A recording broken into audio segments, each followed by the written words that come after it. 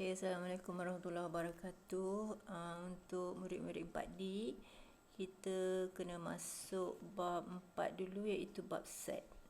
Okay, saya akan bagi video pendek ni dalam lebih kurang 5 minit.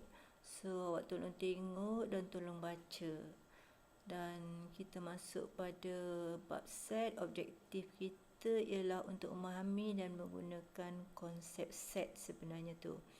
Okey, kita ulang kaji dulu konsep set yang ada.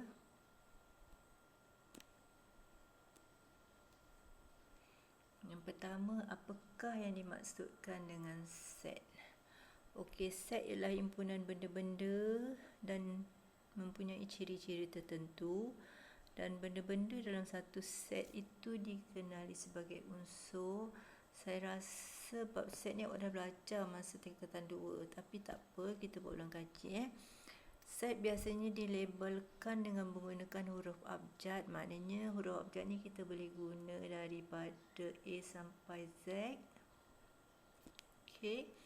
Lepas tu biasanya kita gunakan tu dengan abjad tu gunakan huruf besar, dan tata tanda digunakan untuk set ialah tanda-tanda kurungan. Kurungan yang digunakan tu ialah kurungan macam ni tau. Okey. Kita buka, ni buka, yang ni kita tutup. Okey, misalnya set A. Itu ialah nama set. 1, 3, 5, 7, 9 tu kita namakan dia unsur. Dan selepas kita buka set, kita kena tutup kurungan. Okey. Jadi inilah cara untuk menulis set. Kita pergi pada slide berikutnya. Okey, unsur bagi dan bukan unsur. Okey, tata tanda untuk unsur ialah, okey, ni tanda-tanda bagi macam E tau, macam E, tata tanda unsur. Lepas tu simbol kalau bukan unsur E ni, tapi kita kena letak slash. So dinamakan dia bukan unsur. Okey, kita tengok kaji satu-satu. Contoh P ialah 1, 3, 5, 15. Q unsur dia 1, 4, 9, 16, 25. Jadi dekat sini 5 ialah unsur bagi set P. Sebab apa? 5 ni ada dalam set P. Okey. 20 bukan unsur bagi set P sebab 20 tak ada dalam set P. Okey. Dan 25 unsur kepada set Q sebab 25 ada dalam set Q. Dan B 8 8 bukan unsur kepada Q. Jadi nombor Q unsur dia ialah 0, 4, 9, 16, 25. 8 tak ada. Sebab tu kita katakan 8 tu bukan unsur bagi set Q. Okey, kita tengok lagi. Kita tengok set kosong. Apakah yang dinamakan set kosong? Set kosong ialah set yang tidak mempunyai sebarang unsur. Dia tak ada unsur apa-apa pun. Okey. Set kosong diwakili dengan menggunakan simbol. Simbol kosong, tapi kita letak slash. Okey. Dan kalau kita gunakan kurungan, kurungan tu tak ada unsur apa-apa, kosong. Tak ada apa-apa. So, jika set E ialah 1, 0, maka E sama dengan ni, tak ada apa-apa unsur dia, ataupun kita boleh lukis nombor kosong tu kita slashkan. Dan tak ada unsur dalam set ni. Dan dalam unsur ni bilangan dia ialah kosong. Nilai set dalam unsur set A tu tak ada, kosong. Tak ada apa-apa kat dalam tu. Okey.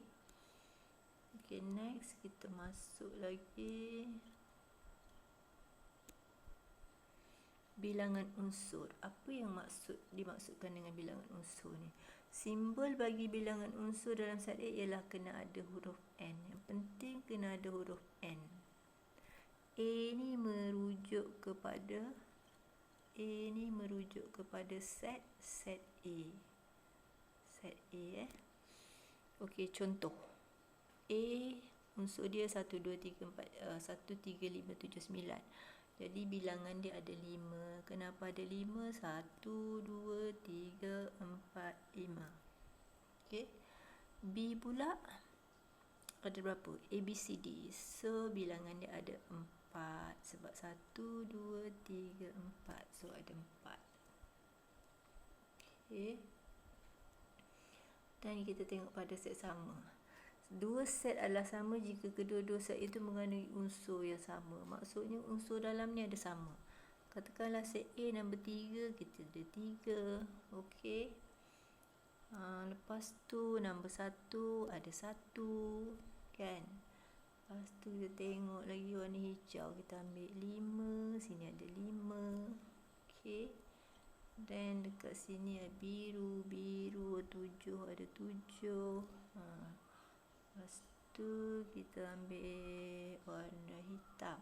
Okey, 9 ada 9. Okey. Jadi unsur dia sama dan A sama dengan B. Okey itu maksud unsur sama. Okey, kita pergi pada yang berikutnya. Okey, set semester.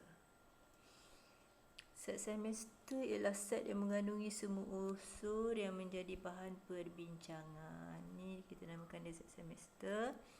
Okey, set semester simbol dia ni macam E juga, tapi dia ada lengkuk. Cara nak buat ada lengkuk. Okey, kita tengok diberi set semester E ialah nombor bulat kurang daripada 9.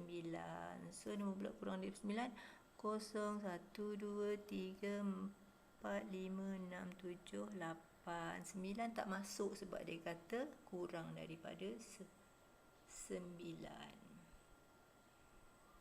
Okey, kita pergi pada berikutnya dan gambar rajah van. Okey, satu set boleh diwakilkan dengan gambar rajah van. Okey. Kita boleh guna bulatan, kita boleh guna segitiga, kita boleh guna segi 4. Okay, next.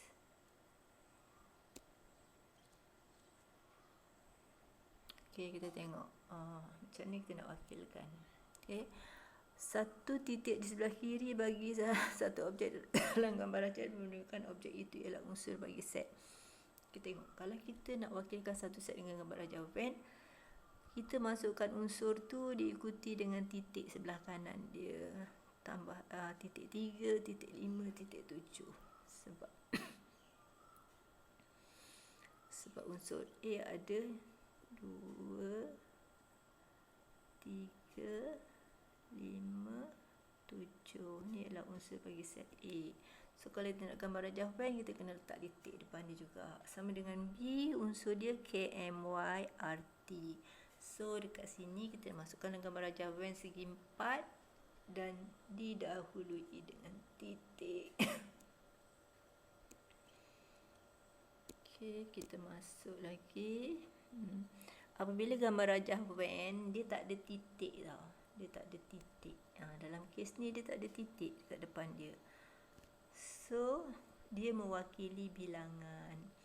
Maknanya kalau A ni sama dengan 4 dalam dia, set A mengandungi 4 unsur, tapi dia tak tunjukkan sebab dia mewakili bilangan, bukan satu tau. Bukan set A ni ada satu unsur. Kalau ada satu unsur, dia mesti letak titik dulu 4. Tapi disebabkan tak ada titik, maka kita assume dia sebagai bilangan unsur.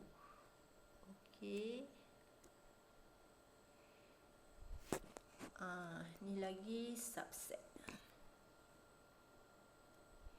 Okey, set A ialah subset bagi set B jika semua unsur dalam set A terdapat dalam set B semua unsur. Dia kata hubungan set A ialah subset bagi set B ditulis sebagai A subset kepada B.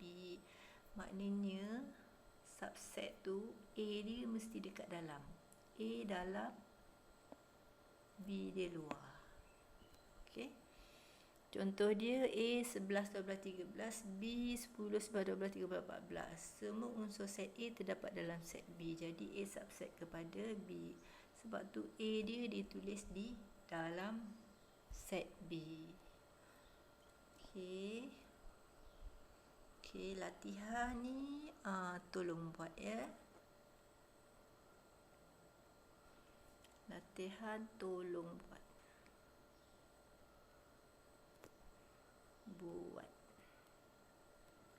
berdasarkan video yang saya dah tunjukkan tadi.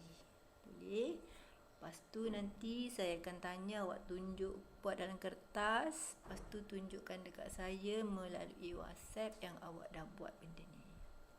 Berdasarkan kepada video yang saya tunjukkan tadi. Okey. Ni pun sama latihan dia. Okey, ni pun tolong buat.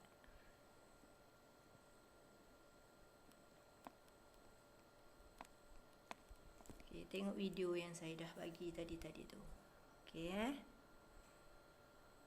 Then next saya padam nanti kan awak tak nampak pula.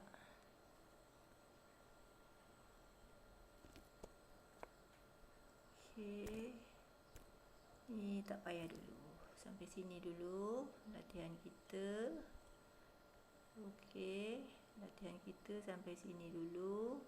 Ni tolong buat Saya padam balik. Ni satu latihan. Lagi satu latihan yang perlu buat ialah yang tadi tu. Okey, sekian, terima kasih. Saya harap awak manfaatkan video ni. Sebab bila saya buat kelas tak ramai yang masuk, so saya send video. Okey, setiap minggu saya akan send 2 ataupun 1 video. Sekian, terima kasih.